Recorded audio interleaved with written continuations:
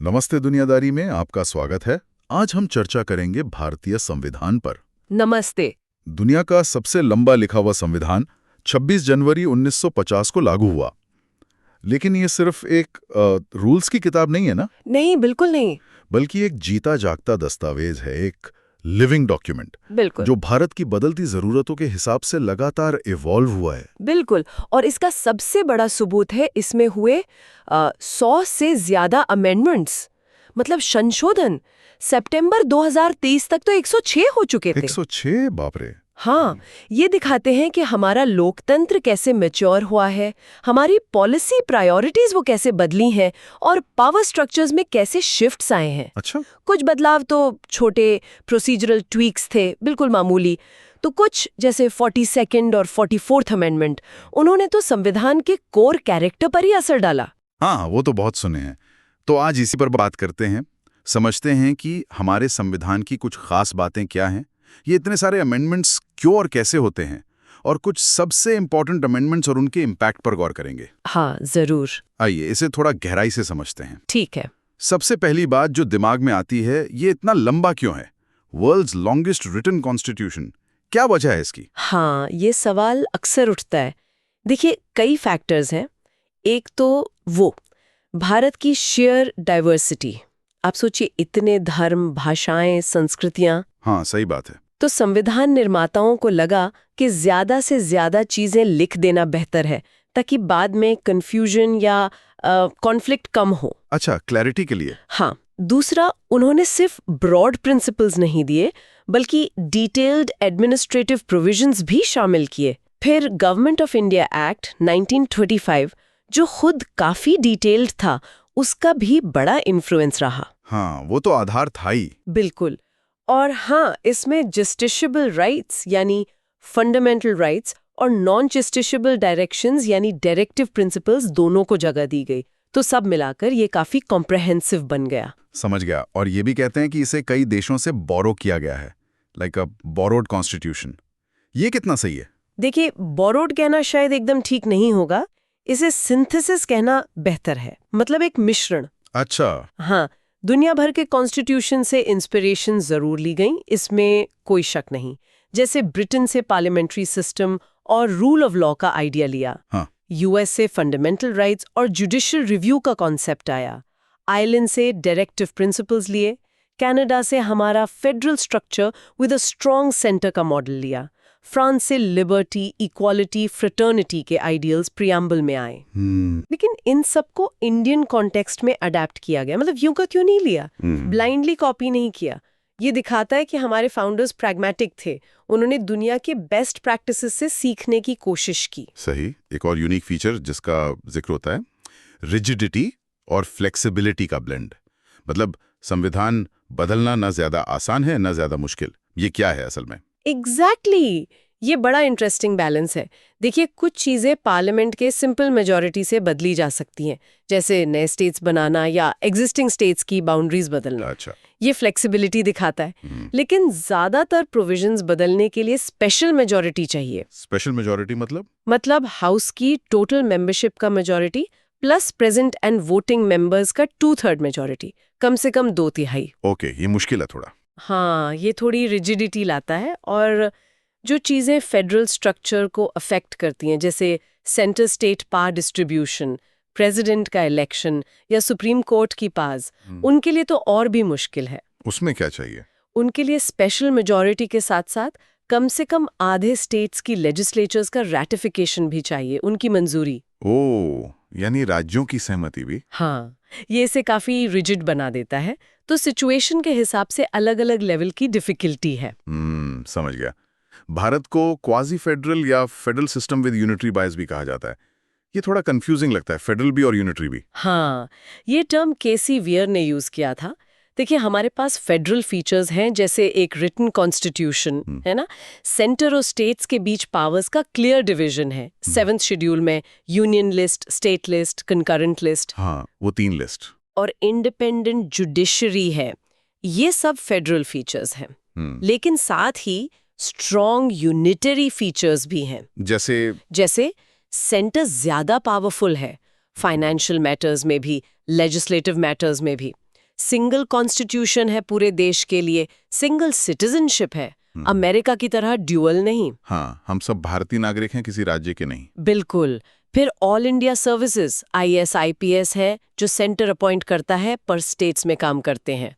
Governor का appointment centre करता है। और सबसे इम्पोर्टेंट इमरजेंसी प्रोविजंस, जिनके तहत सेंटर बहुत पावरफुल हो जाता है और स्ट्रक्चर प्रैक्टिकली यूनिटरी बन जाता है। अच्छा, आपातकाल में। हाँ, तो ये मिक्स है, इसीलिए यूनिटरी बायस वाला फेडरल सिस्टम कहते हैं। ठीक है, अब समझा। और हमने ब्रिटेन जैसी पार्लियामेंट्री सिस्टम क्यों चुनी? US जैसा प्रेसिडेंशियल सिस्टम क्यों नहीं? इस पर कोई खास वजह? हाँ, कॉन्स्टिट्यूएंट असेंबली में इस पर काफी डिबेट हुई थी। पार्लियामेंट्री सिस्टम चुनने का मेन रीजन था अकाउंटेबिलिटी, मतलब जवाबदेही। किसकी जवाबदेही? इसमें एग्जीक्यूटिव यानी प्राइम मिनिस्टर और काउंसिल ऑफ मिनिस्टर्स, वो लेजिस्लेचर यानी पार्लियामेंट के प्रति रिस्पॉन्सिबल होती है, स्पेसिफिकली लोकसभा के प्रति।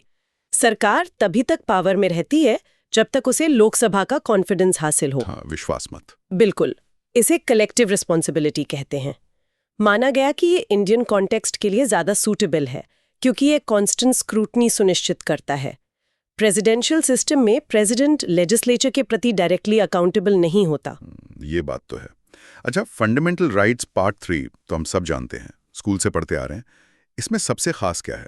हाँ, 6 कैटेगरीज है, पर सबसे खास है मेरे हिसाब से article 32, right to constitutional remedies. अच्छा, क्यों?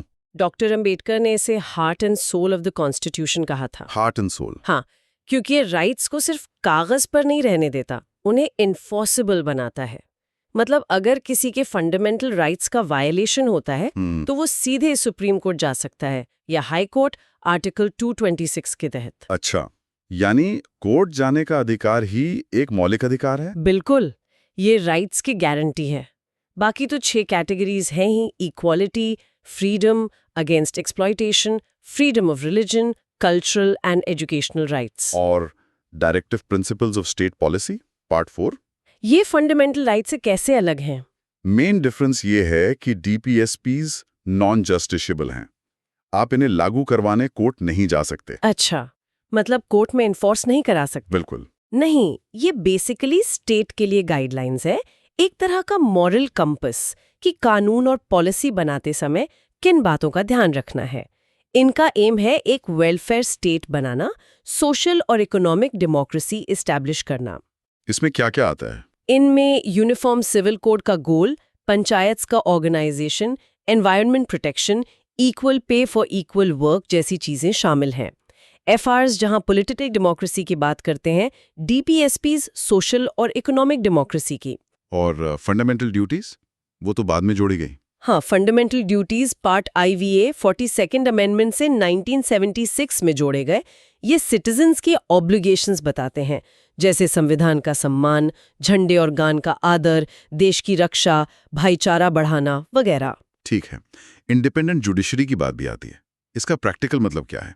मतलब न्यायपालिका कैसे स्वतंत्र है? इसका मतलब है कि न्यायपालिका, हमारे कोर्ट्स, बिना किसी दबाव या इंटरफेरेंस के काम कर सकें, चाहे वो गवर्नमेंट का दबाव हो या किसी और का। और ये कैसे सुनिश्चित होता है? इसके लिए कॉन्स्टिट्यूशन में कई सेफगार्ड्स हैं, जैसे जजेस का अपॉइंटमेंट प्रोसेस, उनकी सिक्योरिटी ऑफ टेन्योर, मतलब उन्हें आसानी से हटाया नहीं जा सकता। हाँ, फिक्स्ड सर्विस कंडीशंस है, उनके कंडक्ट पर पार्लियामेंट में डिस्कशन पर रोक है, सिवाय इम्पीचमेंट के समय। रिटायरमेंट के बाद प्रैक्टिस पर बैन है, और जुडिशरी का एग्जीक्यूटिव से सेपरेशन है।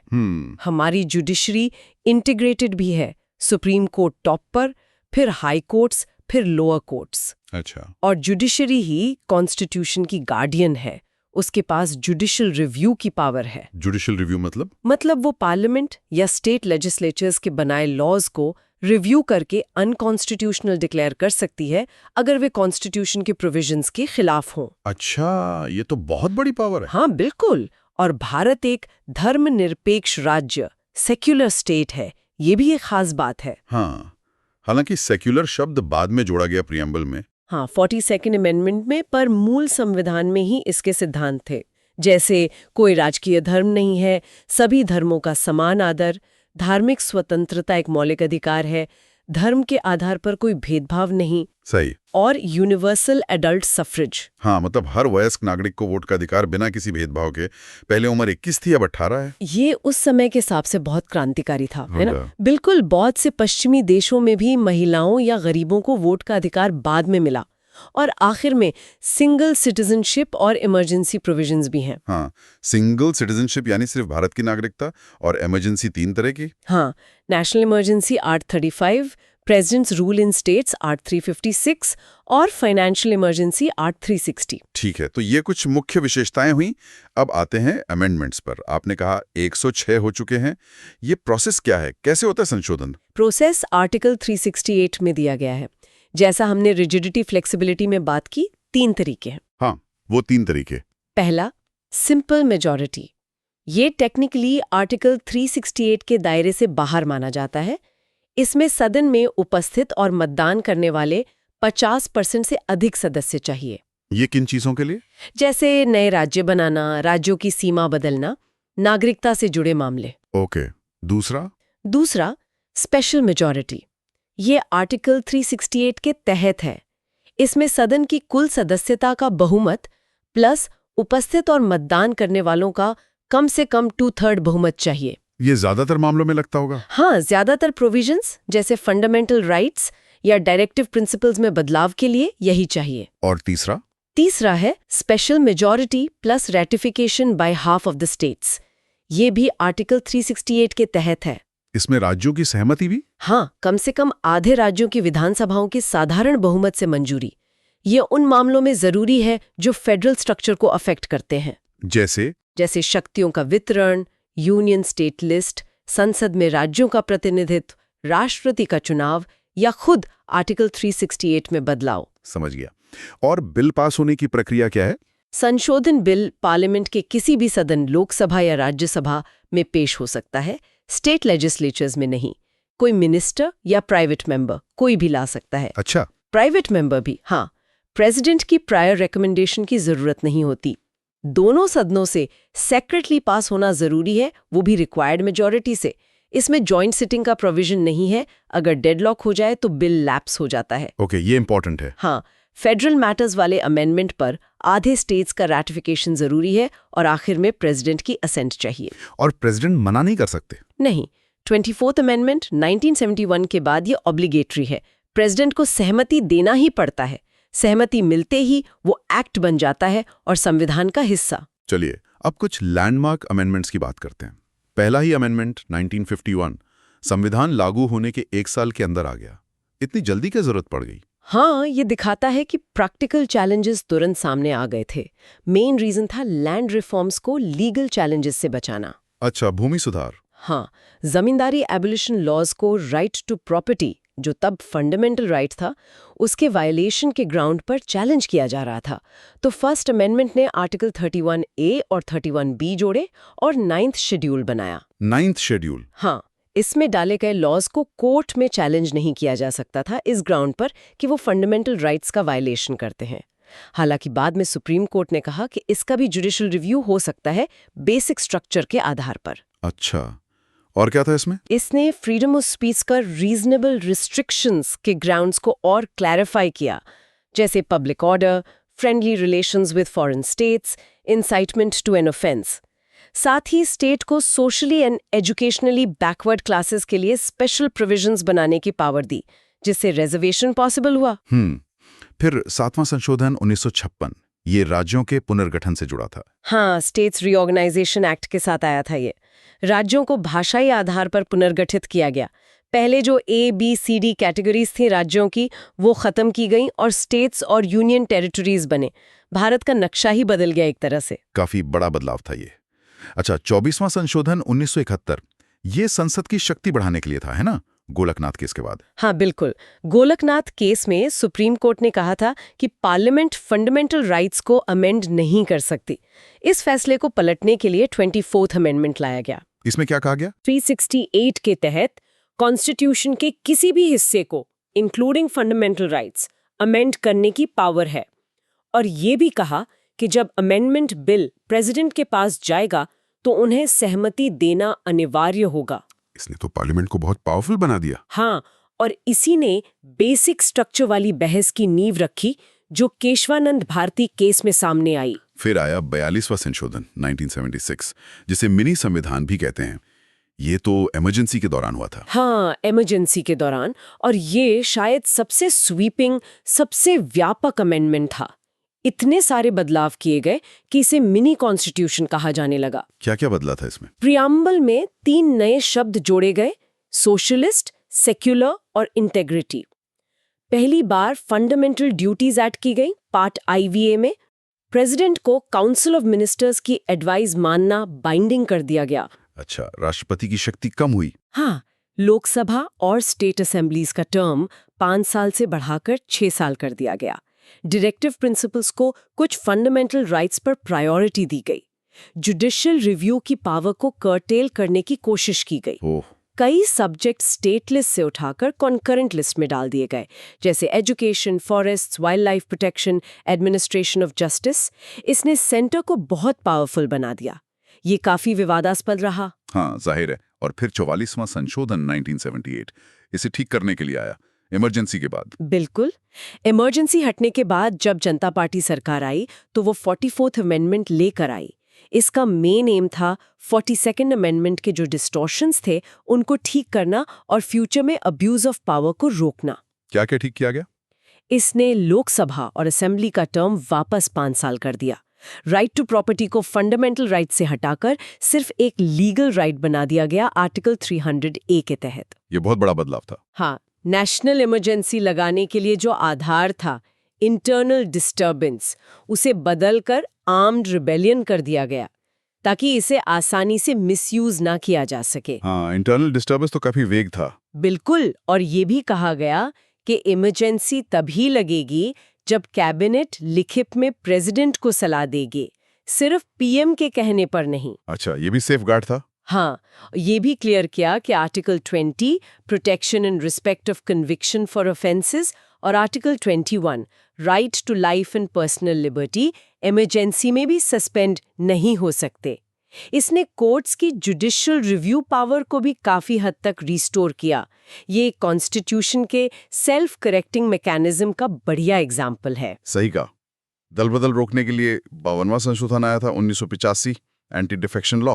हाँ, गैर राजनीति को रोकने के लिए इसने 10th शेड्यूल जोड़ा कॉन्स्टिट्यूशन में, जो बताता है कि किन ग्राउंड्स पर MPs और MLAs को दल बदल के आधार पर डिस्क्वालीफाई किया जा सकता है। इसका मकसद पॉलिटिकल स्टेबिलिटी लाना था।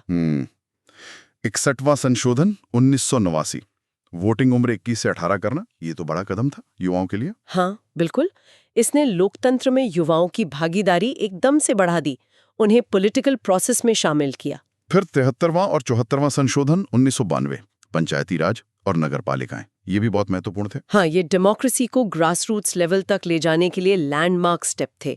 73rd अमेंडमेंट ने पंचायती राज इंस्टीट्यूशंस PRIs को कॉन्स्टिट्यूशनल रिकॉग्निशन दी पार्ट 9 में। इसमें क्या खास था? 3 tier स्ट्रक्चर गांव, ब्लॉक, जिला स्तर पर कंपल्सरी किया, छोटे राज्यों को छोड़कर। रेगुलर इलेक्शंस हर 5 साल में मैंडेटोरी किए, SC/ST के लिए उनकी पॉपुलेशन के प्रोपोर्शन में, और विमेन के लिए कम से कम 1/3 सीट्स रिजर्व की। स्टेट फाइनेंस कमीशन और स्टेट इलेक्शन कमीशन का प्रावधान किया। और 74वां? सिमिलरली 74th अमेंडमेंट ने अर्बन लोकल बॉडीज यानी म्यूनिसिपैलिटीज को कॉन्स्टिट्यूशनल स्टेटस दिया पार्ट 9A में, और उनके लिए भी regular elections, reservation, SC/ST women, state finance commission, state election commission जैसे प्रोविजंस किए।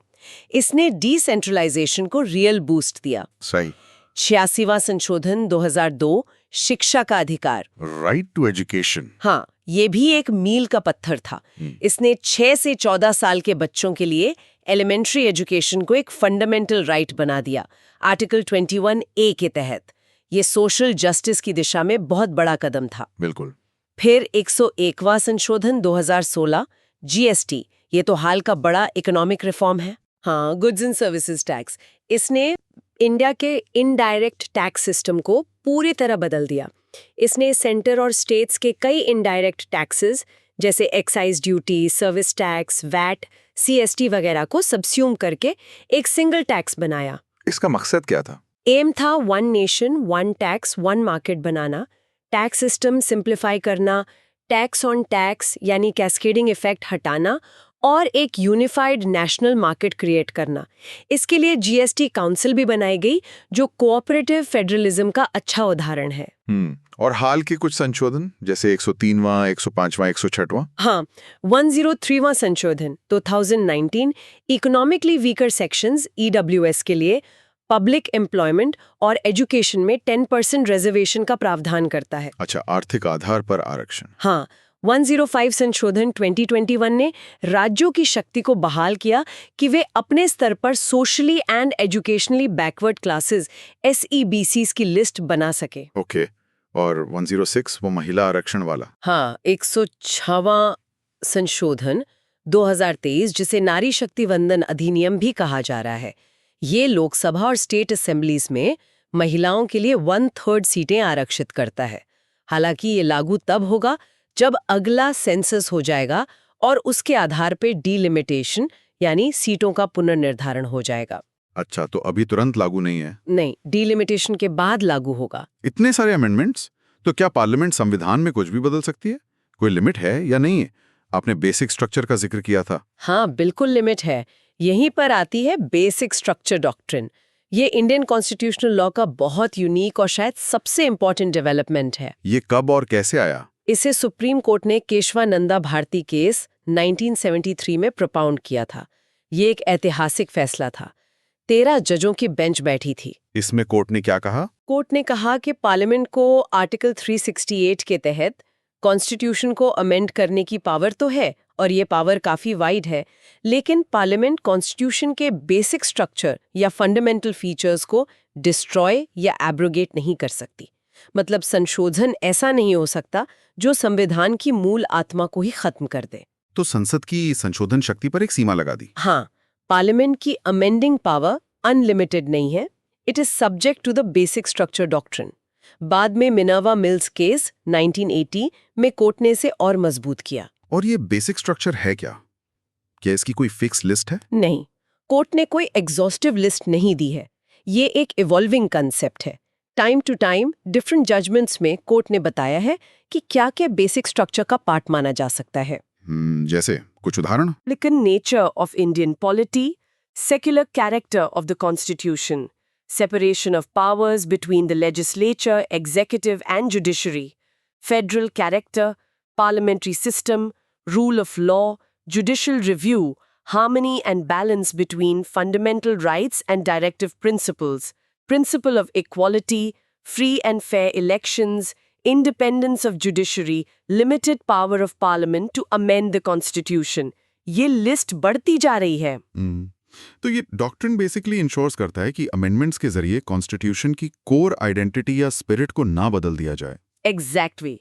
ये संसद की असीमित शक्ति पर एक चेक है और संविधान की आत्मा को बचाता है। तो कुल मिलाकर भारतीय संविधान वाकई एक डायनामिक डॉक्यूमेंट है जो कॉन्टिन्यूटी और चेंज के बीच, स्थिरता और बदलाव के बीच एक संतुलन बनाते हुए इंडिया की यात्रा को रिफ्लेक्ट करता है। बिल्कुल, और ये हमें सोचने पे मजबूर करता है ना कि जिस तेजी से समाज बदल रहा है, नई technology, artificial intelligence, climate change के चैलेंजेस, ग्लोबल इंटरकनेक्टेडनेस, नए तरह के सोशल और पॉलिटिकल चैलेंजेस आ रहे हैं। हाँ, तो क्या हमारा करंट अमेंडमेंट प्रोसेस और ये बेसिक स्ट्रक्चर डॉक्ट्रिन जो खुद भी इवॉल्व हो रहा है, क्या ये फ्यूचर नीड्स के साथ कोप कर पाएगा?